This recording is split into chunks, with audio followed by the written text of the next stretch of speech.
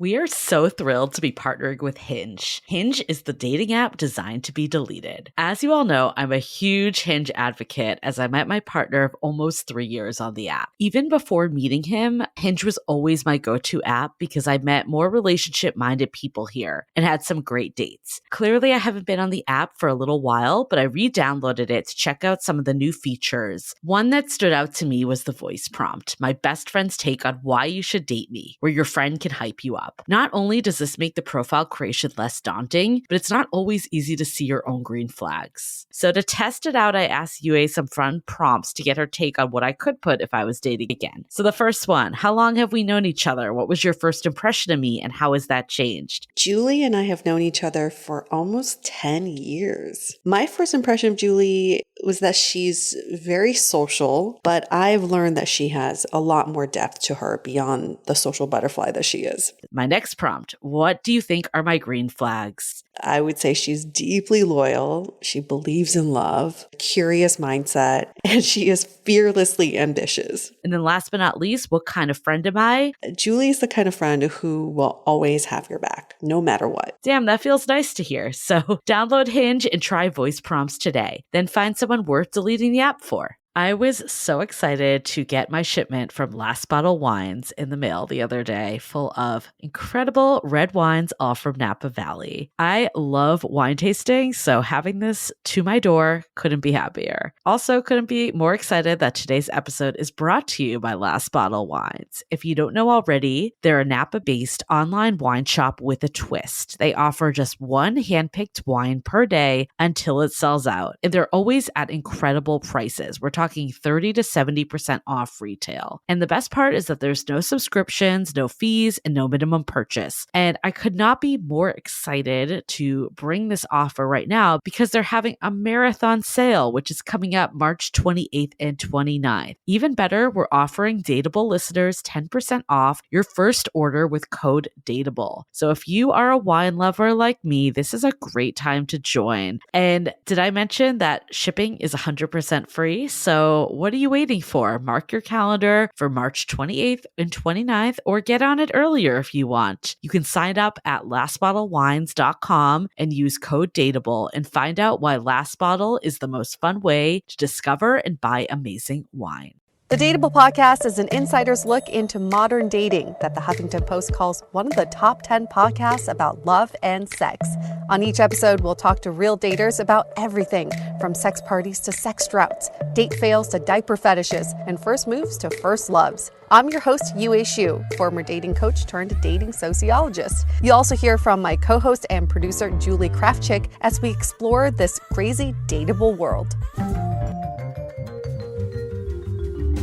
Hey everyone, welcome to another episode of Dateable, a show all about modern dating. We say this from week to week, but we mean it. We're trying to dig into the whys of dating, why people do the things they do, damn it. We want to get to the bottom of it all. We got to get the answers, but that's why it makes working on this podcast so much fun, because I feel like we get new answers every week and my mind is just blown all the time. What are we doing this week? Like, what's happening this week? Well, we're recording early, that's for sure, because I'm actually going away. I feel like I haven't left my house in how many months? 8 months? It's crazy. 8 months? So what are you? March, April, May, June, July, August, it's fine. 6 months. Like That's 8 fucking months. nuts, though. 6 months. Like, I know you haven't taken a ton of trips like you did the one last week. And I mean, you've seen your parents, not necessarily from a leisure trip, but you did get out of your house at least. And yeah, I'm excited. I think I just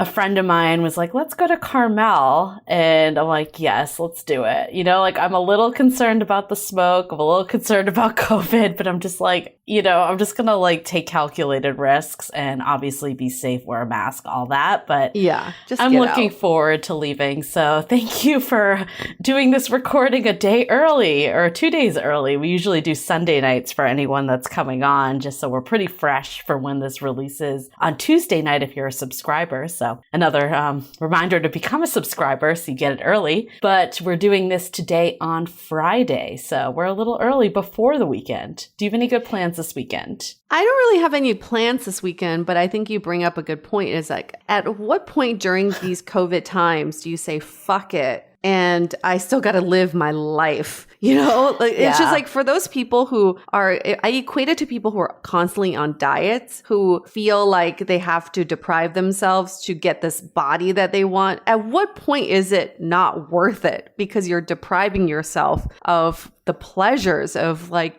really good food. So I feel the same way about right now. It's like, I think we're all getting to that breaking point of saying, fuck it. I need to just do something. I don't think it needs to be like, fuck it completely, because I think that's what's gotten this country in trouble when we've just gone total 180. But the way I look at it is, this is probably the reality for a bit longer. Like, this isn't going to just end until we have a vaccine, like, completely. And who knows when that will truly be. So can you take risks that, you know, like, aren't major risks? Like, for example, I went back and forth the other week about going to a house in Sonoma, and I was ready to do it. And then I found out someone was going to be taking a plane from Atlanta to Sonoma. And that made me very uncomfortable, because it really like kind of took away all the tests that everyone was doing. And, you know, it's like, I know you can't, like, planes supposedly aren't necessarily detrimental, but it's taking someone from a totally different environment. Like, who knows what they're going to come in contact. Their test they did basically is useless because they just got on a plane with a bunch of people. So I think this one, while I'm still a little nervous, I'm not going to say I'm totally like at ease. I do feel better because it's one person. It's only 2 days, right? Like, I think the other thing is I was going to be gone for 2 weeks. So maybe starting off on like a 2-day one is probably like a better bet. So it's just easing back in and figuring that out. I mean, I've been going to a lot of restaurants and such because I do need some normalcy back in my life. Yeah, absolutely. Well, no, speaking of normalcy, I think I'm getting a little abnormal. Were you always? I'm just kidding. I was never normal to begin with. But this weekend, when you asked me what I'm doing, I got a little bit of news from my landlord. It's always been a little wonky. For anybody who lives in like big cities, you know, sometimes you have like a weird landlord situation where you're like, are you really my landlord? Or like, who are you? Do you really own my apartment? My landlord, as it turns out, is not the owner of my apartment. He is the manager of my apartment. I basically found this out maybe 2 years after living in that apartment. And recently I got the news that the owner had passed away. Oh. And he has no family. He has no spouses or no kids, nobody to pass down the apartment to. So it went to his estate. And the latest news I got from my quote unquote landlord is that they're selling my apartment. Oh shit. And they need me to get out. And I've been dreading this day for so long because I love my apartment. It's such a good deal. It's in a great location. You know, we've done some podcast if nothing recordings. Else, it could be like our future podcast studio. I'm so pissed too. And I tried really hard to make an offer and say, I'll buy the apartment if that's what you're looking for.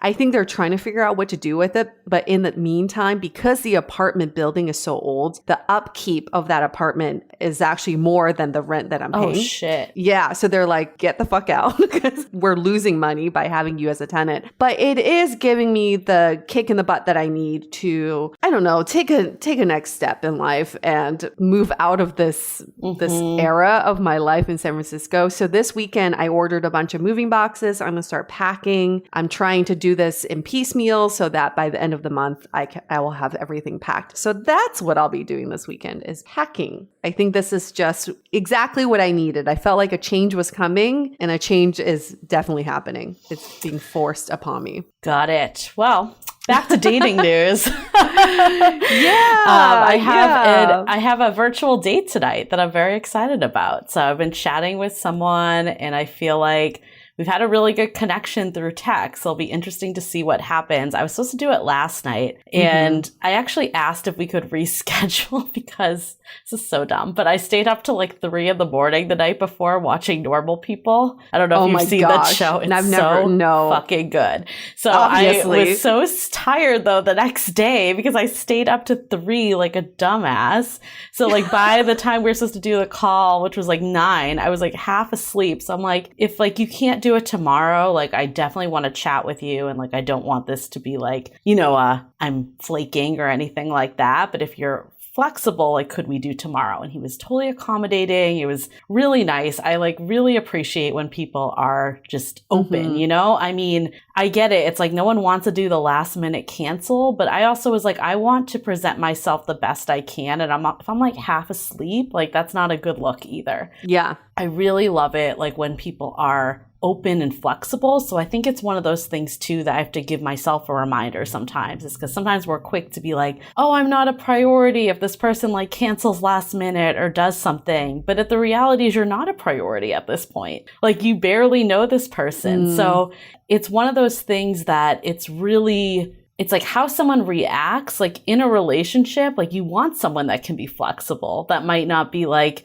so tit for tat that it needs to be like on their schedule 100%. So I think seeing that flexibility a bit in early dating is so important. And I think the other lesson that we've learned from some of our past guests is you always want to put your best foot forward when you go on dates. So if you had like a terrible day at work, if you got in a fight with your mom, don't go on a date because that's like, you're not going to have a good time. You're guaranteed. So even like if you are to reschedule your date, I think what you did was like fantastic. And you just have to explain why this is happening. It has nothing to do with them. It's just, I really want to be present the best version of myself when I get on this virtual date with you. Absolutely. And I think like he too was like the way you said it really makes me feel like open to doing it. Like I think if you're just like vague and like people don't understand your motivation, that's when things really start, like people start to make the stories up in their minds. Yeah. Yeah. Answer the why before they ask. Exactly. So yeah, we'll see how it goes. But I think both of us are like, hey, we enjoy talking to each other. If nothing else, like we'll get to know a new person, and that's really all you can do with dating anyways. And if this guy works out pretty well, he should listen to this episode that we have this week because it's all about being a good boyfriend or at least being a good partner. And it's the little things. That's what we learned in this episode. It's the little things. It's not like the grandiose gestures. It's the little things you do on a daily basis. They really add up. And this starts from early dating too. You don't have to be a couple to do these little things for each other. I even think what you did with him, just giving him that gesture of, I respect you. I want to be my best self for you. That's a little thing too. Yeah, I mean, I think the little things, I love this topic. And I remember actually meeting this guest in real life. And he was like, someone was like, oh, you got to meet Julie. She does a podcast. And he was like talking about this experience. And I'm like, there's something really interesting here because I feel like so many podcasts and so many like groups that are just like, oh, men are the worst. They suck, blah, blah, blah. And I think one of the things that we've learned a lot from this podcast where we have about like 40% men is that they are dealing with the same struggles that women are. It just, sometimes we process it different. And I think like hearing someone that really was like, I want to do something good for my partner. Like I want to be a good person. Like I want to make them happy. Like it's refreshing to hear that because there's so much noise out there of just like how men suck and all that. And that's just not like, if you are pursuing a heterosexual relationship, like that mindset is just not going to help. Like, how is that going to help to have your partner that you're finding as the enemy? Yeah. And I constantly think about this too, because, among friends, you always hear what their spouses and their significant others have done for them. And it's always like the big gestures because those are newsworthy. Nobody's going to be like, oh, my boyfriend opened my yogurt for me knowing that I wanted some yogurt. Like that's not newsworthy, but that could mean a lot to you. And this weekend, I listened to an interview on Howard Stern with Trevor Noah, who I have to add him to our list of celebrity, Hands down. dream celebrity Hands guests. down. I would actually put him at the same level as Eliza Schlesinger because I really would love to talk to him. So Howard Stern asked him, how many times have you been in love? He's 36 years old, okay? And he said 10 to 12 times. Oh, wow. And Howard Stern was like, how is that possible? Because you've never been married. And he's like, success in love and relationships is not measured by these big milestones. Is that I've had these wonderful, loving, passionate relationships with 10 women who I still love. And that's what I measure as success. And I really love the way he said it. He's like, it's just because I'm not married doesn't mean I'm not successful in my love life. I've given myself to 10 women who I still respect and I still treasure. So yes, Trevor Noah, if anybody knows him, please let us know. We would love to get him on Dateable. Absolutely. Yeah. And it's so true what he said. And it's funny because like with my ex, like one of the things that we did, I mean, we talked openly about this stuff in general, but one of the things we did is kind of like a parting ceremony per se is like, what was our favorite experiences with each other? And like some of the ones that we both said were just like these like kind of like loving moments. Like one that like always stands out for me is like, he just like, you know, like one time I was in the other room and he's like, come into the bathroom, and he like put out candles everywhere and like drew a bath. And it was like one of those like, you know, it's not, you don't have to do anything. You don't have to pay anything. Like it's super easy, but it's like little things like that show that the other person's taking care of you in a way. And I think that stuff really does go so far. And it's stuff you remember for a lifetime. And speaking of memories, here's our Would You Rather from last week, because I find this super fascinating. The Would You Rather question last week was, if you had to lose a memory, would you rather lose a memory of losing your virginity or your biggest heartbreak? Okay, so first of all, I think everyone had a different take on this.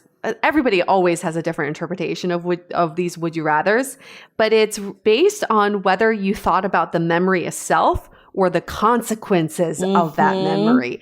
And we had so many people in our Facebook group flip-flop back and forth. They said, first I chose for losing my virginity, and then I changed my mind and I went to heartbreak because I realized my biggest heartbreak, although it was so hurtful, it taught me so many life lessons that have shaped me into who I am. So if I don't remember that, then I wouldn't have carried those lessons with me. Absolutely. And I think that was my thought process through the whole thing. I think at first I was like, oh my God, my heartbreak was so horrible. Like I remember just like not being able to get out of bed. Like it was so bad. But then at the same time, like I would not have gone to therapy. I would not have become more introspective. I would not have done this podcast probably. Like my whole life would be different. And also just like what I learned from that relationship, and like kind of back to what Trevor Noah was saying, is even if things don't end in like marriage or that you're together forever, that's still such a core part of my life that I would never take back. Even though there was hurt that came with it, there was also so much love and happiness that came from it. So I would agree. I would probably take back my virginity. You know, like honestly, that memory, like it wasn't even that great of a memory for me. Like it was like, whatever. Like it was with this boyfriend I had that was fucking a piece of shit, to be honest. Like he like kissed another girl in front of me once, like because I wasn't giving him enough attention. Like it was like, you know, we're young. It's like people are dumb. I don't need that memory. Like you're like, no, I could go without that. Bad. I mean, honestly, like losing my virginity wasn't like detrimental or anything like terrible. It just was kind of like take it or leave it memory. So yeah. So is that your answer then? Yeah, I would choose to lose that memory. Like, yeah, you can go without it. We did have some people comment and say that losing their virginity was the first time that they thought about their own sexuality and their relationship to sex and how empowered they felt. So some people really felt like losing their virginity was more of a milestone in their life versus that heartbreak. So it really, again, it just depends on the consequences of that memory and what that served for you. But it just shows you everything is a domino effect. I think a lot of people after reading this question thought about, if I remove that memory, what would my life be like now? And it probably would be a little different, right? The way you think about yourself and your relationship to other people.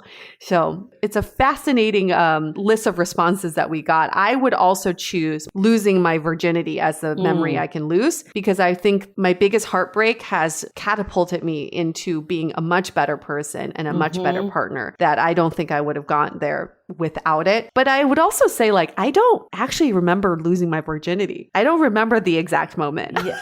I mean, I do. I already it lost that wasn't like memory. a moment that like I think about. Honestly, I haven't thought about it since you posed this question. So I think about the heartbreak though a lot. So I think, yeah, that probably answers itself. It could also be because of our age, Julie. Like, I think if you answer this question when you're like 20, you're like, oh, okay. That was for sure. You know. For sure. So what were the polls? What did people say? So the results were 47% of people chose lose the memory of losing your virginity, and 53% chose their biggest heartbreak. So pretty even, actually. Interesting. But the numbers kept flip-flopping back and forth. I was like keeping an eye on it as a play-by-play of like 50% and then 60%. And it kept flip-flopping, but always kind of equal. And it was the same on our Facebook group too. Yeah, super interesting. And if you want to be part of the discussion, join our Facebook group if you haven't yet. Do you have FOMO yet? Because we keep talking about our Facebook group. It's called The Love in the Time of Corona by the DATEABLE podcast. We have the most fascinating discussions about everything, not just dating, like everything related to relationships. I'm constantly amazed by the people in that group. Like I just love having that direct line to our listeners too, and just hearing what's going on in their lives. So yeah, definitely join the Facebook group. If you're not with us on Instagram already, we also announced on Facebook group and Instagram that last week was our 200th episode. So if you're, you got to get there to get all the insiders info. So, and we're just, we loved Instagram. You can slide into our DMs. We definitely always try to talk back. It might be a day or two delayed, but we always try our best to get that response back to you. So the type of DMs I love, I don't know about you, Julie, but the ones I love are like stream of consciousness. People are like, I was just listening to your episode and I thought of this. I love it. It's in real time. Yeah. And then the last kind of announcement we always do is leave that rating and review. It helps us so much. You guys don't understand. This is like what makes it or breaks it with podcasts. And we know there's more listeners that have left reviews, like a lot more. So if you haven't yet, it takes literally 1 second to leave that rating, hit 5 stars, and then you can be done. But if you want to give us that extra love, like leave us a 1 or 2 liner. Like we'd love reading those. Yes. Makes me feel so warm and fuzzy. Another line of communication with us would be through our YouTube channel. We have a brand new YouTube channel. It's called DATEABLE. So if you've been part of the DATEABLE podcast YouTube channel, we're shutting that down. We're migrating everything over to the DATEABLE channel, where we'll post all of these, what we're calling DATEABLE chats is what you're listening to right now, but it'll be on video. And we'll also have some other great content like our decorator video that everyone needs to see. And our very last announcement is for those of you who've been with us for a while, we've been part of the Frolic Network and we love them. And also as part of the network, there's these other amazing podcasts. And we like to talk about one of them today. It's called the Big Gay Fiction Podcast. They have new episodes every Monday. And I get this is what they talk about for anybody who's into avid gay romance fiction. So they do all kinds of book recommendations. They do exclusive author interviews and they talk about gay pop culture. So it's very aptly named Big Gay Fiction Podcast, new episodes every Monday. And you can find them on the Frolic Network. And this episode is made possible by our wonderful sponsor, BetterHelp. So we've talked about BetterHelp before. I can't stop talking about them because most recently I realized I'm just not very in touch with my feelings as I thought I did. So I've enlisted BetterHelp's help again. Working on my mental health with them has ensured me that I'm not alone in this. They offer online counseling with professional, credible, and compassionate therapists in a safe and private environment. Their counselors specialize in depression, relationships, trauma, and many other areas. With 3,000 US licensed professionals across all 50 states, they make it easier than ever to find help. In fact, so many people have been using BetterHelp that they're recruiting additional counselors in all 50 states. And now for Dateable listeners only, you get 10% off your first month with the code DATEABLE. Get started today by going to betterhelp.com/dateable. Join over 1 million people taking charge of their mental health. So again, that's betterhelp.com/dateable and use the code DATEABLE for 10% off your first month. Okay, ready for this episode? All about the little things you can do to become a good partner, not just a good boyfriend, but a good partner. So take it away, Vasanth.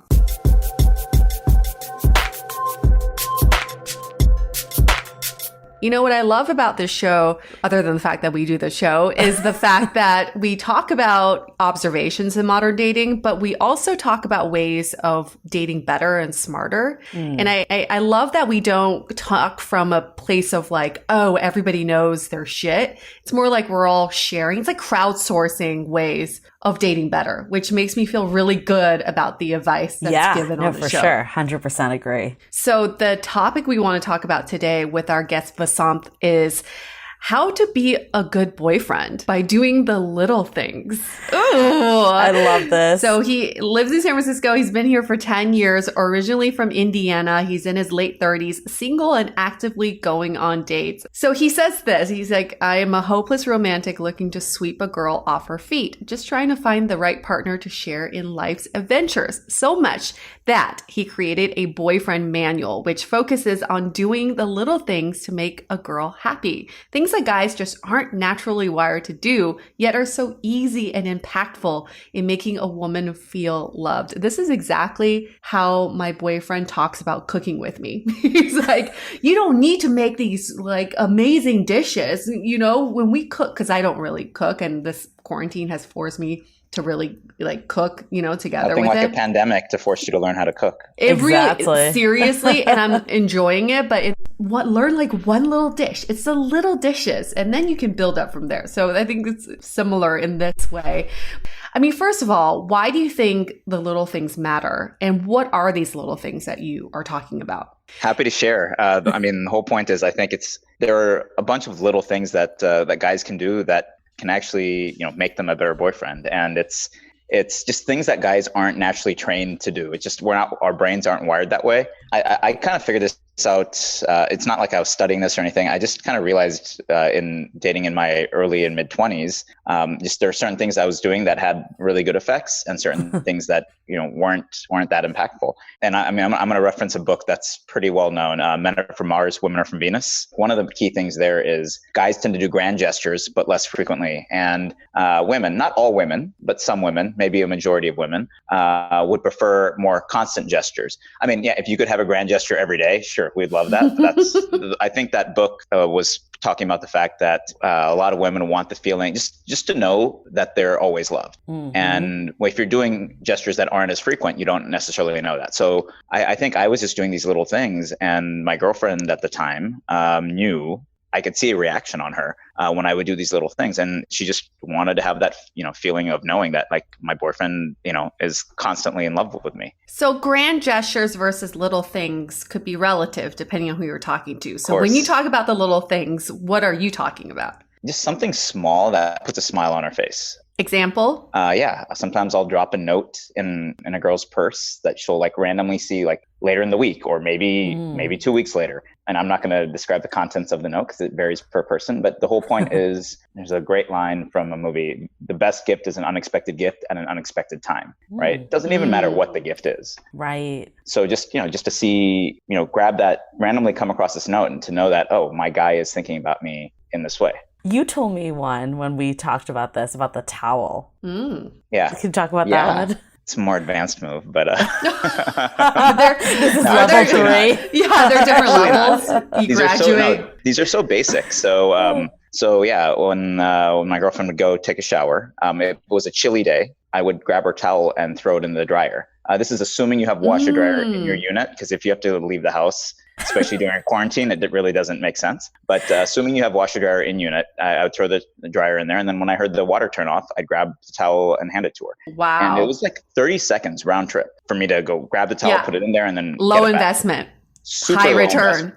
Exactly. Okay, so obviously, I would love to get the random note too, for sure. I'm not saying that I wouldn't, but I feel like that second one is like totally not cliche and expected at all. You know what I mean? Yeah. Like, it's such like one of those things like, oh my God, he really thought about me for a second. Yeah, I think that's what it is when you realize you occupy someone's mind when you least expect it, that's when the actions are more impactful. Wait, I want to hear more. Are there more? Yeah, what's another advanced move? What's level 5? To be honest, it varies per person. That's the thing. It's same with gift giving. There's no standard formula, right? It's just paying attention and putting a little bit of thought. I think that goes a long way. As you said, it's just knowing that you are occupying a guy's headspace, hopefully in a good way. Yeah. What are some, Julie, I feel like you've given an example of you doing little things for your ex by bringing him coffee, and he was just so appreciative of that. Oh, a bagel. Yeah. A bagel. Well, my ex actually recently did something else that I really liked. When I was in the other room, he left voice memos on Alexa just saying like, I love you. That's cute. Well, this is where it got funny is like he thought it would just like send a text message to me, but then it just started to like occupy Alexa and turn the whole thing yellow. I don't know if I've never gotten a voice memo on Alexa before because I live by myself. So why would I be leaving myself voice memos? And it just started like spiraling yellow, like nonstop. And we're like, oh my God, it's possessed. Cause I walked in and I heard him leaving the message, but then I eventually had to unplug Alexa because I'm like, something's wrong with it. He broke Alexa. I Googled it. It was like this, it means you have a new message. And then I listened to the message and that's when we heard the messages. Like we were together when he left the messages, but it was a really cute sentiment. I thought what you were going to say was he put the message on a timer, like told Alexa to tell you he loves you at like 6:50. That would freak me out though if that happened. If you live by yourself and all of a sudden Alexa's like, blah, blah, blah, wants to say, I love you. Well, it was actually his voice, which was kind of cool. Like See, it was that's better if it's his voice. Yeah. Yeah. If it's Alexa telling you that she loves you, it doesn't have the same sentiment. Then it's generic. I remember even a few years ago, there was this app. I forgot. It might have been, it was boyfriend something, but it was essentially, it's covering up for bad behavior. So basically you pay the service. It was an app. I think it was like $4 or something like that. I don't know if it was $4 a month or $4 totally total. Remember this. And it would send your significant other random text in the middle of the day. Yep. And you didn't even have to program it. You have to tell it like what things to say. It was generic applied across, the universe. That's just covering up for being lazy. And that's not what I'm trying to do. I'm actually just trying to make things, show guys easy things to do. Because if you look at it, you said something about investment. So if you're going to think about it from finance terms, if you look at a grand gesture, your return on investment there isn't actually as high as you think it might be. But on the small things, it's actually super high because the investment is so low. Like I said, that towel thing, it was 30 seconds of my time and the smile it put on her face. And there were times where she did it for me. And it's just, I'm not gonna lie, who doesn't like a warm towel? It's really nice. You can't deny that. For some people, this is just not in their repertoire. So they're like, what are the little things I could possibly be doing? And I would start by saying, don't do things for the sake of doing them. Do it because your girlfriend or boyfriend likes certain things. Like, obviously, everybody loves the hot towel, but I also know some guys really hate being hot right after the shower. They're like, I can't stop sweating. So maybe that's not a great idea for them, but something that's tailored towards your partner. Let's go back to level 1. Let's really make it super easy because I think we got super excited and want to jump ahead, but let's go way back to level 1, on par with the leaving the little notes. What are 3 other examples? So the thing I'd encourage is just in your free time. I am a romantic, so I tend to think about how to make someone happy. My biggest goal is what can I do to make her smile, and that's the thing that's most important to me. And I get satisfaction from from seeing that reaction on her face. So, if I'm pretty into somebody, either I'm falling in love with them or I'm already in love with them. They tend to be on my mind a lot. And I just, when I come across something random, I'm just like, oh yeah, this she would appreciate this. So it's just kind of being in that mindset. Okay, here's a super cheesy example. I was watching the show Friends. It had to have been a rerun, I'm sure. And Monica and Rachel would leave themselves little notes in the steam mirror, right? And I'm just like, oh, this is something that she would appreciate. So I would just, if she was showering and I'm not able to do the towel thing, because like, let's say I had to go to work or something, right? I would just sometimes leave a little note. I'd wipe my forehead to get a little bit of extra oil on my finger so that the note would stay in the, on the mirror, not just that day, but maybe for multiple days. Ooh. And it's just, it's just getting simple ideas from other sources and just thinking, oh, the person I'm with would actually appreciate that. One example I can think of is I love it when my boyfriend wakes up in the morning and makes an extra cup of coffee or tea for me. So when I wake up, it's ready and it's hot. That it's so easy because all he has to do is just bring out another cup. But to me, it makes my day. Right. Well, it makes it seem like he's not just thinking about him. He's thinking about you guys together. Yeah. Yeah. I was thinking of another gesture that you had. I think maybe multiple boyfriends of yours have done this. Oh boy, so maybe you've trained them somehow. I feel like you always get picked up from the airport or like given some, like didn't like your current boyfriend, first of all, he picked you up from LA during coronavirus. So that was like a pretty big gesture. That's a grand gesture. Yes. Yeah, that one's pretty good. Or at least in advance. He drove to LA to pick you up? Yeah.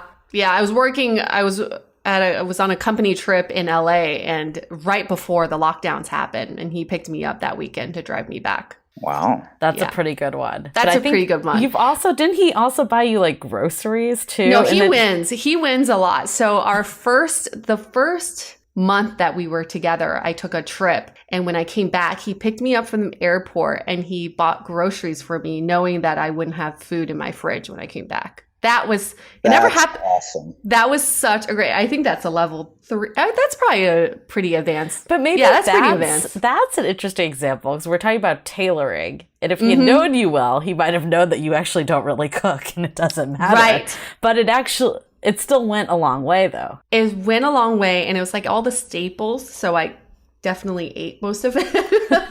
It wasn't like for cooking. Yeah, I know. This girl knows how to eat. Yes, that's true. That's true. It could be like snacks too. Didn't you also have another ex-boyfriend like put together some like package? Oh my gosh, yes. So the one before this one. This was really good too. It was also. It's always like in the first few months. So don't let this die down, guys. Just, keep it going. But in the first few months, I also took a trip. It was a pretty long trip. And before it, he took me to the airport and got me this huge like travel package with like a travel brush and travel tubes and travel socks. And it was like travel everything. It was and like a passport holder. It was really, really thoughtful and a ton of snacks that I love. So travel often. That's how you get rich. That's how you get gestures. Make yourself inaccessible. I feel like I don't know anyone else that's gotten as many like travel airport related things as you. Interesting. I don't know. I feel like some of the men I've spoken to, not just dated, but outside of dating, have told me that they really enjoy picking up. Yeah. From the airport because it makes them feel like they're providing, and also it's a great way to bond. Literally the main reason I still have a car because I don't to pick girls up from the airport. Oh no, just whoever, right? Picking my friends who are visiting up, for my folks who are visiting. Definitely when I had a long distance girlfriend, right? But just anybody, I think it's a really nice gesture. Yeah, it's what we used to do back in the day. And there's no real reason why we shouldn't, unless it's super inconvenient. Right. Yeah. Also, nothing is more annoying too than getting off like a long flight and having to get an Uber. So I think like having that person come and save you and just take you home is like, it's so nice. It's such a relief. Yeah, and also low investment too. Yeah, that one's like a medium. It's like you gotta leave your house, but it's not huge. Yeah.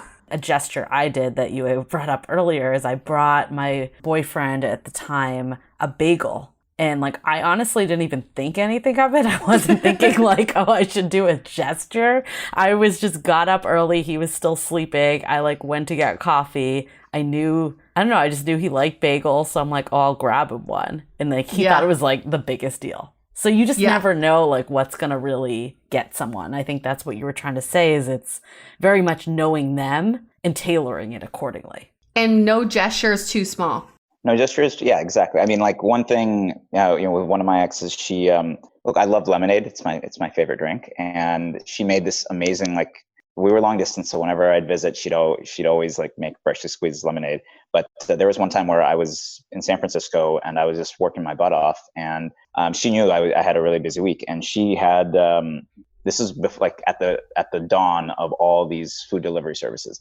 Mm-hmm. So she had this like freshly pressed juice sent to me. Wow. And that was just, seems simple now because like everyone has these services, but like this is probably like seven years ago. That's really sweet. You know who you are if you're listening to this. Oh, it's time to revisit. So that actually brings up an interesting question. I guess the question I have is, does it have to be just men? Because I think this was started as men are not really like thinking about this type of behavior that often. And that was kind of what you were starting with, is like this better boyfriend manual. But we just gave examples of women doing this. Like, what are our thoughts of like gender roles here? And is this kind of fair game, or should it be fair game for everyone? Let's take a quick break from this episode to acknowledge America's best value meal kit, Everyplate. If you're like me, I am so over having to figure out what to cook for every meal. Not only does Everyplate take care of the planning for you, it is also the best price meal kit out there. One meal is the same price as 1 cup of coffee. And their easy to follow and pre-proportioned recipes come together in about 30 minutes. My most recent delivery included mouth-watering meals like mushu beef and scallop linguine. Now you can get 3 weeks of Everyplate meals for only $2.99 per meal by going to everyplate.com and entering the code DATEABLE3. Again, get 3 weeks of Everyplate meals for only $2.99 per meal by going to everyplate.com and entering the code DATEABLE, the number 3. Now back to the show. What are our thoughts of like gender roles here? And is this kind of fair game, or should it be fair game for everyone? Traditionally might fall under a little bit of gender role just because of, the book I was quoting, and that men are from Mars, women are from Venus. And it said that in the book, that women tend to appreciate more frequent gestures. So maybe it just falls into gender roles the way you traditionally think about them. But the way we think about gender roles now is shifting from the traditional mold. So, I think it works both ways. That's true. That book was written a long time ago. Right? But think about a more modern version of that, the 5 love languages, right? Yep. Mm-hmm. So I think it's one of you mentioned acts of service, and that's one of the love languages. And I think it's just understanding what your partner likes, because we often tend to give in the way that we like to receive, right? Mm-hmm. And that's one of the whole points of 5 love languages. So if you just get to understanding what it is that your partner, how they like to receive love, then if that's just on your head, then you naturally will come up with these little things. I also feel like if you're in a loving relationship, you'll naturally want to do these things for each other. So it's not so much like tit for tat. It's not like, oh, I did something for you, you do something back. I think even in your situation, Vasanth, you just want a simple appreciation, a smile, kind of like a gesture of just like, you've been thinking about me. I really appreciate it. And that's enough for you. So I think it doesn't even have to be a little thing, physical thing that you do. It could just be verbal appreciation too. Right. I totally agree. I was going to say actually something similar to the love languages. I don't think this is gender agnostic whatsoever. I think it really depends on like how people like to receive love. And I think I've been trying to wrestle with like why I like these little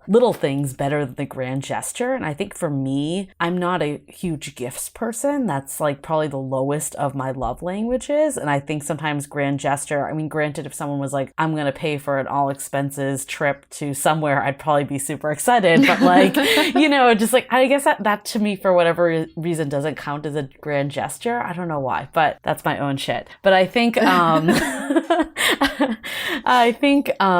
I'm trying to say long-windedly is I think like with these small things, like it can be acts of service, like you're doing something for someone, but it also hits words of affirmation. Like you were saying, if you're leaving little notes around, or you're saying I love you through Amazon Alexa, or leaving like notes on the Steam mirror, like after a shower, like that is also words of affirmation also. So it hits like multiple love languages. It's not just acts of service. And I think even quality time, I feel like there's something about, like you said earlier, Vasanth, that was like, you know that you're present in someone's mind all the time. So maybe even if you're not like physically together, there's something nice that you know that like that quality of time is there. Yeah.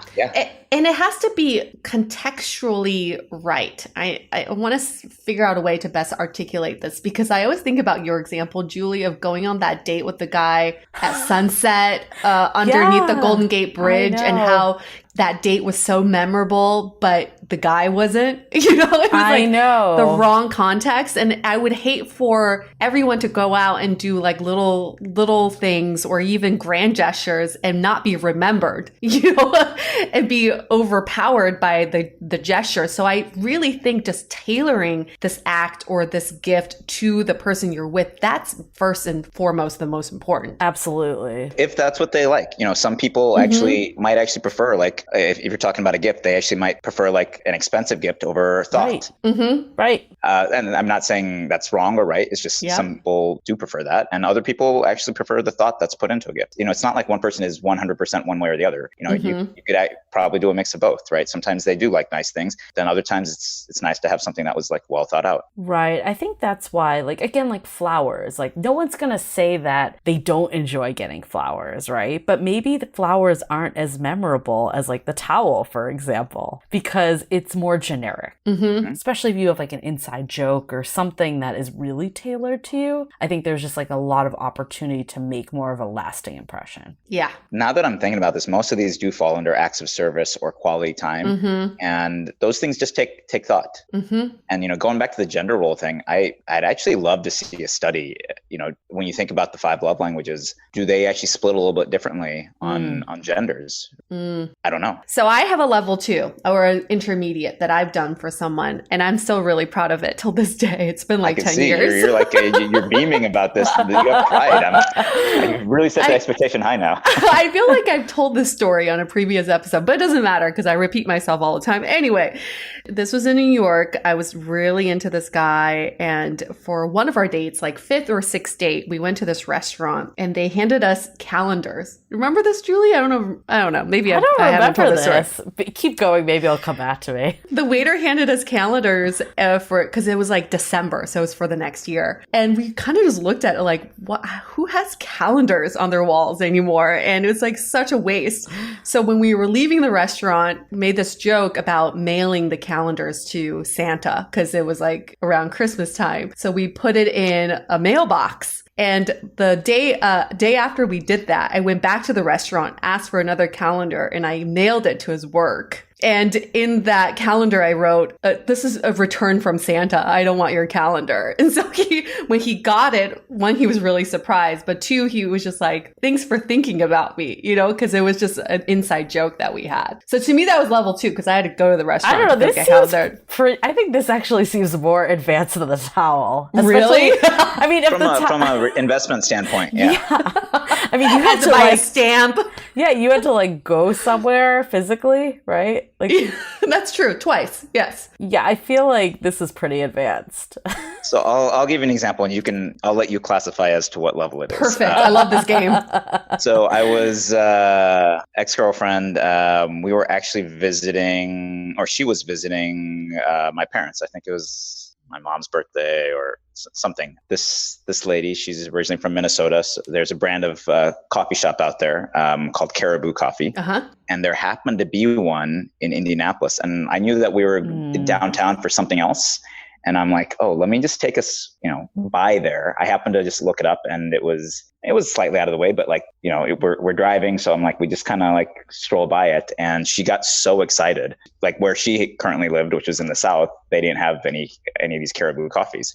And I'm not saying their coffee, this is not a plug for Caribou. I have no idea. I'm not a sponsor. I'm not a coffee drinker. So, but she was super excited because maybe it just brought her a sense of home. Mm. The fact that she's visiting my family's home, that was the feeling that I was trying to elicit. That's very sweet. And it was so easy. I say that's between intermediate and advanced, because you still had to go somewhere. You had to do some research. Research is pretty easy with Google. With Google? Maps. You know what, though? A lot of people, and I'm going to throw men under the bus a little on this one, because I feel like sometimes like little things, even like picking dates, right? It's like just freaking Google or go to Yelp. But for whatever reason, it's like, what do you want to do? And you maybe are underestimating that even a little research can go a long way. Like there's a lot of people out there that are doing nothing. No kidding. There's nothing more that I appreciate than a man just planning out a date and just sending me a text saying 7:30, this is where we're meeting. Hope this is a good choice.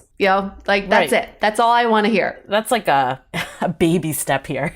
Yeah. Like I don't need you to send me like 6,000 Yelp reviews and let me decide which one. Like, no.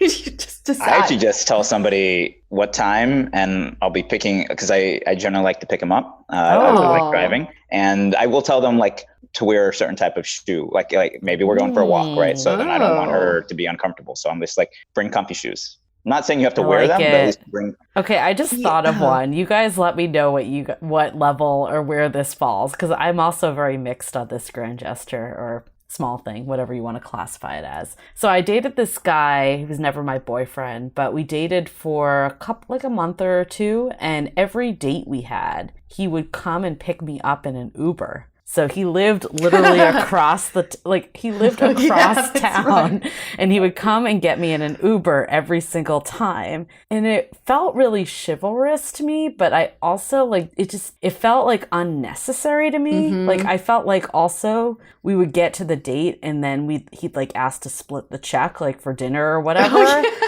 And I'm like, well, and I'm like, well, you just spent like $50 on an Uber. And like, there was actually even one time we wanted to go see a movie and it wasn't playing in SF for some reason. It was only in Daly City, but it was literally going to play in SF the next day. So he told me that he was going to drive, he was going to drive us. So I thought he was going to take his car. Nope. And he ended up picking me up in an Uber. And it literally was like $100 ride to Daly City, or maybe like $50. I don't know exactly how much it was. I didn't see the Uber receipt, but it was not cheap. I was just like, why? It just felt very unnecessary to me. But I also think it was like, I don't know, it was nice. I feel bad saying that because it came from a good place. Yeah, the first time you told me that, Julie, I was kind of thinking, wow, this guy just has his priorities wrong. I mean, like at this transportation, maybe someone told him like it's chivalrous to pick her up for every date. But now that I'm hearing the story for the second time,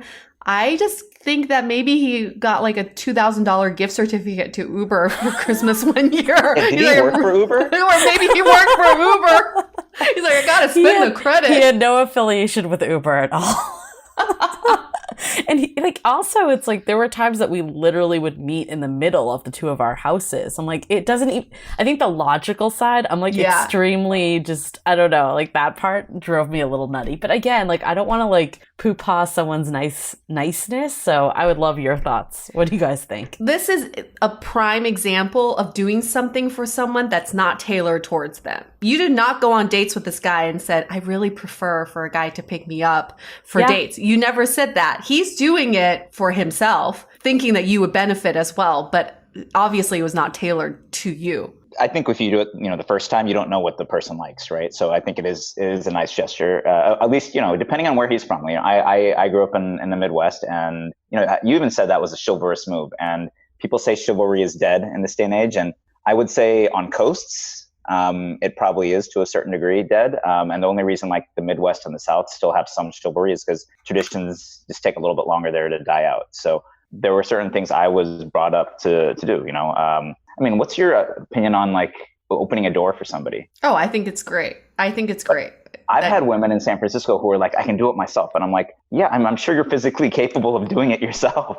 I know. That's where the blurred lines are. You know what? I actually thought of a level 1 or a beginner. I don't even know what levels we're on anymore, but I thought of a beginner that is one of my biggest pet peeves if someone doesn't do it. It's when you're walking together and someone's Oh. walking ahead of you instead of like next to you and like almost like protecting you. I've had it happen to me. I've seen it. I've observed it on other dates. So I don't know. Maybe this isn't even like a beginner. It might be like one of those pre-ones again, like looking things up on Google and Yelp. But maybe the bar is just set so low. Yeah, maybe that's common sense to some of us, but not common sense to others. I've also heard from some women that they get bothered when the guy doesn't walk on the outside of them. Right. I thought that's what you were going to say. Because like, yeah, and if you're talking about the traditional mode of like being a protector, then yeah, you walk close to the street side because my body can take getting hit by a car better than yours. Or no, or you know, if there's a puddle, you know, you're kind of protecting her from being splashed by the puddle. I thought that's where you were going to go. I've never heard of somebody walking in, unless like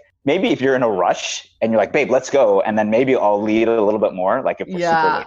But on a regular basis, it sounds odd. I've had it happen to me and I've observed it of other people. I would hate that. I would just feel so alone. Like they're leaving me in the dust. I remember I was like at a restaurant with one of my best friends and we like saw this guy that she just like hated. Like, I don't remember. I think she, like, a friend of hers dated him or something. And he was out with a new girl. And they left the restaurant. And she's like, that fucker, he is walking ahead of her. Like, you know, it's just like, it was just something that we both noticed. It was like one of the first instincts. I was just thinking about when a guy does walk in front, think about the underlying reason for that. He is probably focused on something in his head and not even thinking about the girl. Yes. Right. Yes. Not to get political, but like look at the way the Obamas would walk together versus the way that the Trumps walk together. You know, he just gets out of the car and he's like going. You know, doesn't wait. He being the trumpeter himself, he doesn't wait to wait for Melania to come out. He's obviously slightly self-focused. We'll say. Honestly, that could be a sign that like, okay, is he a self-centered person? If he's walking ahead like that, I would venture to say he probably is more self-centered than I would want someone to be. Right. No, I think that's exactly what all of this is, right? It's like little things that can show someone that you are an equal to them, that you care about them. And when you don't do stuff like this and you do opposites, it has those repercussions and feelings.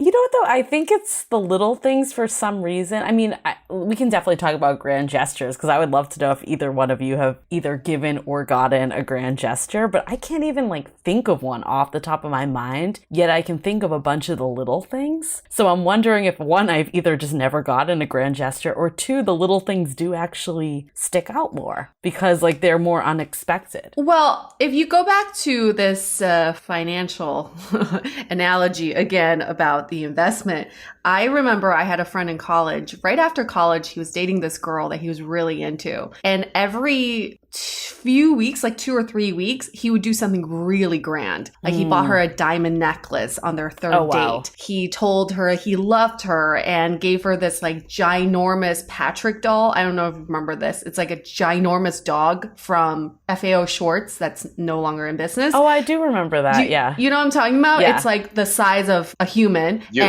it's like a $200 doll or whatever, stuffed animal. So he gave that to her on their 1 month anniversary. And then on their like 2nd month anniversary, he took her on a trip to Hawaii. And I was like, where do you go from here? Where do you go? What are you going to get her at 1 year? Like a jet plane? Like, I don't know what's happening here. And he was even like, it's a lot of pressure. And he felt, this is the thing with grand gestures. And I'm not trying to dismiss or undermine all grand gestures, but to him, he felt like he needed to do these things because she was out of his league. But they weren't actually from his heart. They were actually out of fear and insecurity. So in the end, it kind of... It's a mask. It's a mask, and it backlashed because their relationship only lasted 6 months. Because she was just kind of like, why are you doing so many things for me? Like, how are we supposed to have a real relationship if you just keep on adding on these gifts? Yeah. Let's hold that thought for a second. We'll get right back to it. This episode is sponsored by Via. We all know there are things that can help set the mood in the bedroom, but did you know a little THC could also do that? Yes, Via has developed a unique blend of pleasure-enhancing cannabinoids, libido-strengthening herbs, and a low dose of THC all into one mind-blowing gummy called High Love. This gummy, wow, it will awaken your senses, increase blood flow, and intensify any sexual experience. I've been pleasantly surprised by the High Love gummies because it is just the right amount of THC for me to have a good time without feeling sleepy. And hey, if THC is not your thing, Via also offers a wide array of other gummies without it. And everything legally ships in 50 states with discreet packaging directly to your door. So if you're over 21, you can get 15% off and a free pack of award-winning Dreams THC plus CBN sleep gummies with our exclusive code DATEABLE at viahemp.com. That's VIIAHEMP.com. Let the gummies work their magic. Head to viahemp.com and use the code DATEABLE to receive 15% off and one free sample of their Sleepy Dream gummies. That's viahemp.com and use the code DATEABLE at checkout. Take your passion and pleasure to a whole new level with High Love from Via Hemp. As you know, I recently left my corporate job and I've been in total recovery mode, all about self-care. One of my new routines is the nighttime shower before bed. There's just something about washing away the day and that reflection that's been super helpful for me. I've been using one of our partners, Osea's Mega Moisture Duo. This combo body oil and body lotion are so freaking incredible. It literally feels like I'm at a spa. I realized that the secret is seaweed and other skin level ingredients that are normally reserved for face products. And that's why I was so excited when Osea became one of our partners. And, you know, we're so grateful for partners like this because one, they keep the show going, but they're also super good for all of our listeners and for our own well-being. So if you want to have that nighttime bliss like I am doing, you can get 10% off your first order site-wide with code DATEABLE at oseamalibu.com. You'll get free samples with every order and free shipping on orders over $60. So head to oseamalibu.com and use the code DATEABLE for 10% off. Let us know which products you end up going with. Share them in social. Super excited to see what you end up choosing. This episode is made possible by Badlands Pets. As you all know, Mojo, my precious baby, is the reason why I found love in the first place. He made me feel love again. So I would do anything to ensure his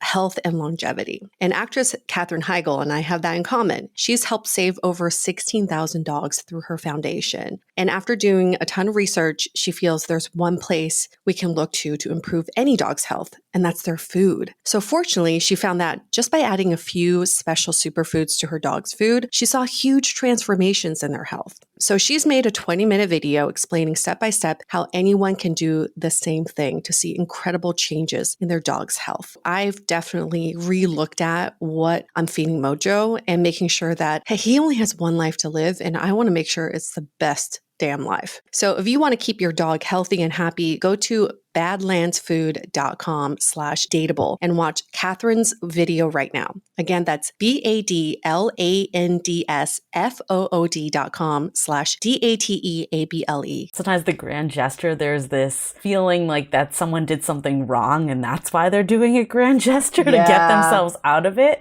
I think there's something about the little things that just make it feel that's more like natural through your relationship opposed to something so big that you're wondering why they're doing it. Like, it could be that they did something wrong, or like you just said with your friend, like, what is up with this person? Does he not feel like we're equals or whatever it is that he keeps doing this type of stuff? Mm-hmm. It's interesting what you said about covering up something wrong, because I actually hadn't really thought about that way, but I'm wondering, did you do something wrong recently? Because I only say this because the last time I heard that, like one time, one of my friends from college, she had a baby, and I got some flowers, and I was just taking them to, I was going and seeing her after her baby, and some guy on the street saw me with the flowers, and he's like, "Oh, you effed up," thinking that I was giving the flowers. I mean, he didn't know who I was giving them to, right? So he assumed I was giving them to a significant other. But the first thought in his head was that you effed up. That's why you're giving flowers.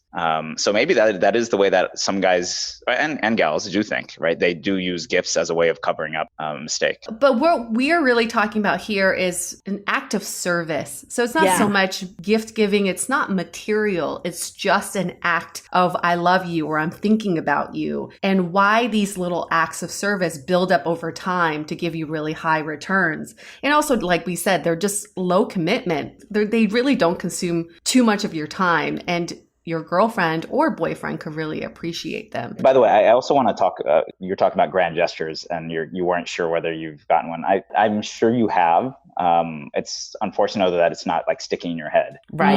That might be the point. I mean, like there is one that for me, it was a grand gesture that someone did for me. And it was, it wasn't the actual item. It was a gift, but it was the amount of effort that went into that gift. So like, we walked into a store one time and I saw this suit that was amazing. I really loved it, but they didn't have my size. And I had them check like, the 4 or 5 stores in town and they didn't have it.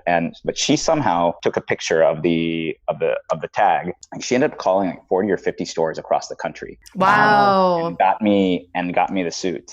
It's a suit I still wear. I mean, and it wasn't about the suit. It was just, for me, when I think about it, it's just the effort that she went to. That's definitely not a small gesture. That's a large gesture. You know what I think it is it's the definition of grand gesture. Like I wouldn't have thought that. When I think of grand gesture, I think of like someone coming in with like a knight and like an armor on like a horse. Like on a first date last year. You what?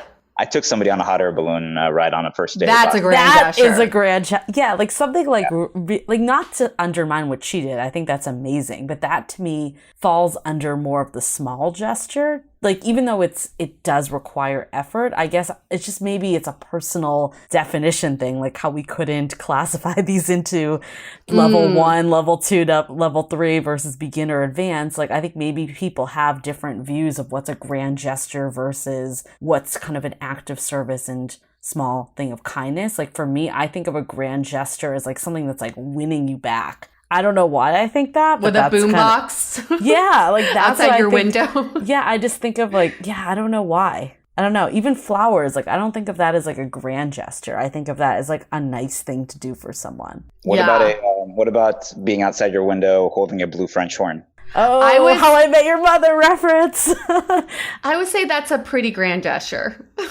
I mean, yeah, you could go to jail for it. Yeah, okay, I would say that's a grand gesture. I mean, and all your neighbors can hear. Ted Mosby on How I Met Your Mother was full of grand gestures. Like, but he also did the little things. Like there were things like, remember that date he did for Stella where she only had 5 minutes for lunch, like their first date, and he mixed in all these little things.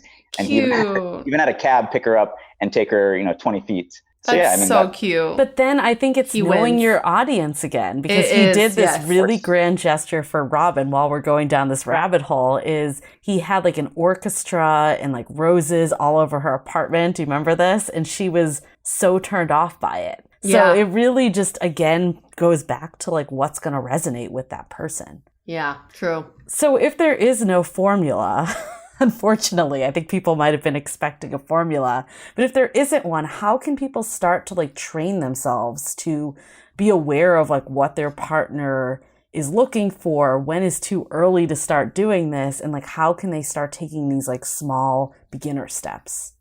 Paying attention. It's like there's a little bit of emotional intelligence involved. There's if that doesn't naturally come, I would say get into a habit of just spending 1 minute a day thinking about something that your loved one likes. Just get yourself out of your own head and just 60 seconds a day, just force yourself to do that, to think about what did I observe today in my daily life that he or she would like, or what did I observe in the time that I was with him or her that she really liked. And then just kind of take these mental notes. But if it doesn't actually come to you, it's like it's developing a habit like any other habit. Put it on a schedule, force yourself to do it for 60 seconds. 60 seconds, that's not a big time commitment. No, I'm saying that's not a big time commitment. I'm saying people can really enjoy, like that's very easily attainable. Yeah. It's no different than doing physical therapy or working out. It's just getting into a habit of, forcing yourself out of your normal habits to do it. And it's just, people don't necessarily think about these things, but like I said, doing that for a minute a day is definitely a worthwhile investment for you and for the person that you love. But I also like what you said is I can almost hear some of our listeners saying, it's just not who I am to do these small gestures. I'm not wired to do it. I would say one, everyone's wired to do this, but two, get out of your head because it's not about you. A relationship is about you and the other person. So what if you removed yourself from the equation and thought about what is it that would make my partner happy? And that would motivate you to do some of these little things that we're talking about. So I've had a couple guys, they're both married. They have said, don't put this out there. It's so hard. They said, I'm not wired to do that. I would never do those things. And I'm like, if you love somebody, how can you not give them 30 seconds of your day? Right. Like, why are you even with that person if you can't think about them for 30 seconds? Exactly.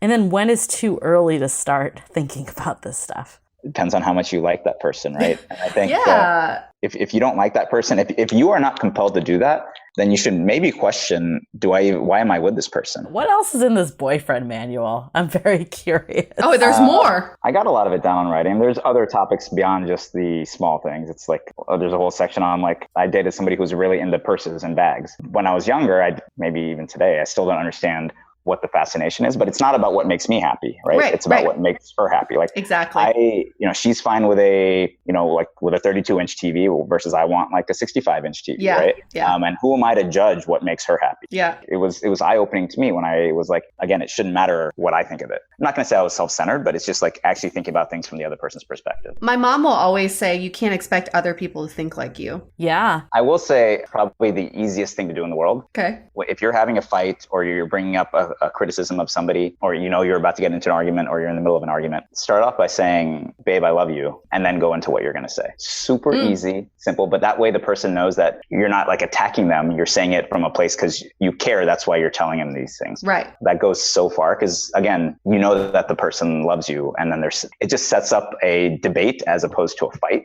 Or even, fights are fine too, but it sets the context in a good place. Yeah, that's great. Only say it if you really do love them, though. True, of course. It can't be the first time you're saying it. Should we talk about some takeaways? Because I feel like there's a lot that we can learn from this conversation. Because I feel that is what it is. When you are so into someone, you just naturally want to do these things. Ask your partner what's something that you did recently that made them happy. Because sometimes we don't know. So maybe start opening that conversation. Maybe your partner tells you something really surprising. Like, I really loved it when you put ice cubes in my tonic water. Could be a really small thing, but it made her happy.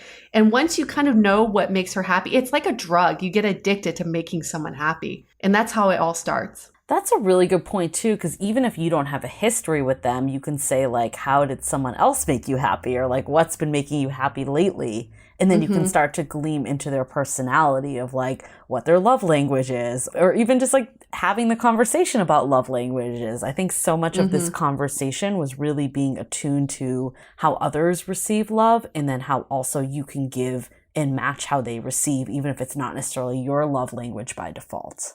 What's your takeaway, Julie?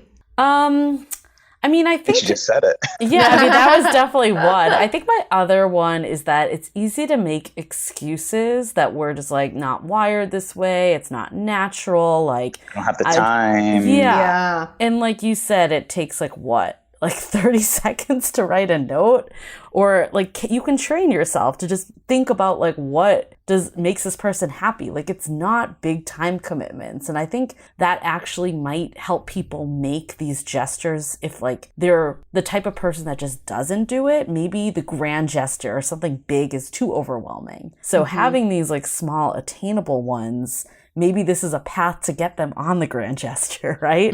Or at least do something that makes them and their partner feel comfortable. Because I think, like to Yue, your story earlier, like you also don't want to like burn out, and you don't want it to feel like forced on either party. So it's a line of doing something that's sustainable, that's natural, that feels good, versus feeling like you have to do it. And I think that's the mindset shift that needs to happen. Yeah, and if you feel like you have to do it, what did you do wrong? What are you trying to make up for? Exactly. Well, and if it feels forced, for me, and I hadn't really thought about this before, but something I said, I think 5 minutes ago, it was, if you can't get yourself to invest a minute or two of time, then like you should probably question why you're with that person, right? Yep. And I mean, there's a great quote. This is an ex-girlfriend of mine. First one I did the towel for. But she has a great quote that said, love is like a fart. If you have to force it, it's probably shit. Wow. Wow, mic drop right there. Truer words. Truer words. And Vasanth, how many times have you done the towel move?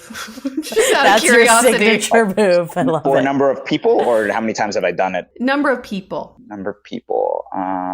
Probably for all of my significant like long-term relationships. Okay. And have they all had the same reaction to it? Who doesn't want to wear? I mean, I do that for my nephew. When we were doing bath time, I would just go and throw his towel in the dryer. Yeah, I mean, who doesn't love that? Okay, you reminded me of one last Ted Mosby comment for How I Met Your Mother, because I remember he did this grand gesture for Robin again, that he like set up. She was like really sad around the holidays, and he set up Christmas lights that went to a song and just like this big thing in their living room. And I remember Marshall, his best friend, was like, "Would you do that for me?" And he's like, "Of course you would do that for me." And I think that is like something to think about, is with small gestures, grand gestures, like when it feels forced is when you're trying to get something out of it. If it's something that's just in your nature and you would do it for a friend, you would do it for like a family member, like it isn't necessarily someone that you're getting something back from in a romantic relationship. That's when it feels authentic. That's when you don't get these like icky feelings of like, why is this person doing this? And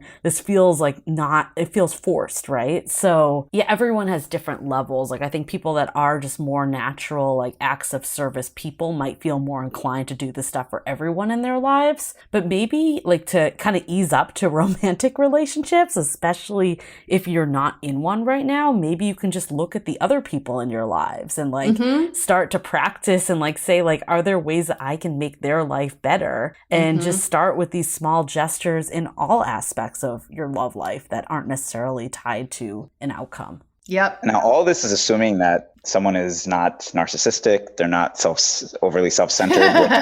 Unfortunately, we're in a society right now where more and more people are becoming self-centered. If they just care about themselves, it's hard to get them to switch. So just, this isn't going to apply to 100% of the population, unfortunately. If you've listened this whole episode from the beginning to the end, then you definitely... And you probably care. You care. Yeah. And I think that's why we wanted you on this episode, is because there's all this conversation out there of just like men being shit and like all this stuff. And it's like, no, let's hear from some good men out there that really are just trying to like make their partner happy. And again, like we said, doesn't have to be men, but there was this really great quote that we put up on Instagram that I want to like end with that I think is so funny that we got a very large response from. So someone tweeted, they said, "It's 2020 and the fuckboys are no longer thriving." It was a text thread, and it was basically from fuckboy Daniel. That's who it was from. It said, "Hey stranger, winky face." And then her response was, "Laugh out loud, Daniel. You're gonna have to be more creative than that. I had a video Hinge date the other night, and he literally serenaded me with his guitar while I ate." Yeah, bitch.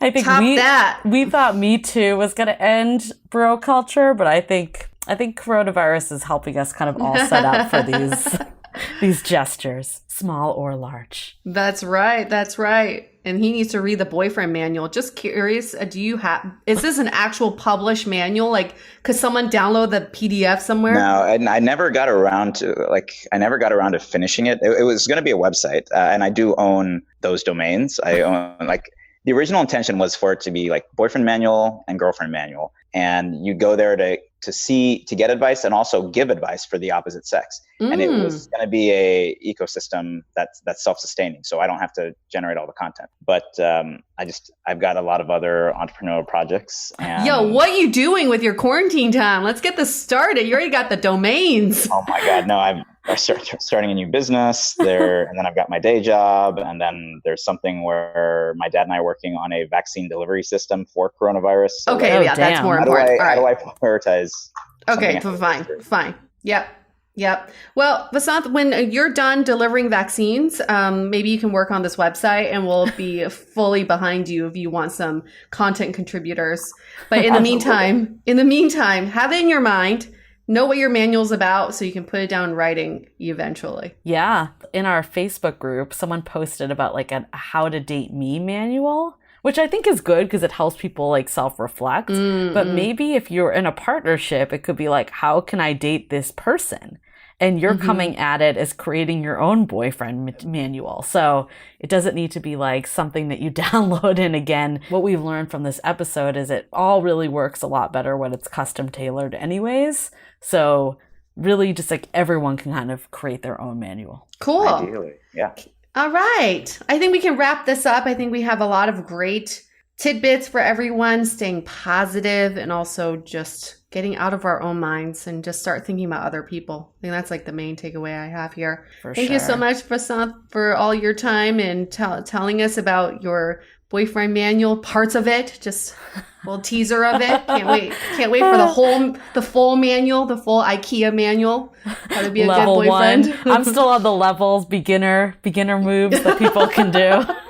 On that note, I'm going to say, listeners, we love you. I mean it. And we request that if you could possibly leave us a review on Apple Podcasts, that would mean the whole world to us because we love you. Thank you. Let us know your small gestures. I think everyone has a bunch up their sleeve, so let's hear them from other people out there. Let's do it. Wrapping this up. Stay dateable. The Dateable Podcast is part of the Frolic Podcast Network. Find more podcasts you'll love at frolic.media/podcasts. Want to continue the conversation? First, follow us on Instagram, Facebook, and Twitter with the handle @DateablePodcast.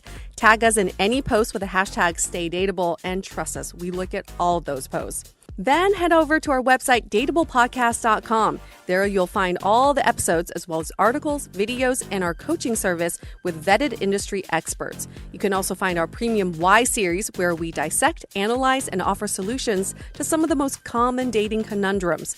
We're also downloadable for free on Spotify, Apple Podcasts, Google Play, Overcast, Stitcher Radio, and other podcast platforms. Your feedback is valuable to us, so don't forget to leave us a review. And most importantly, remember to stay dateable.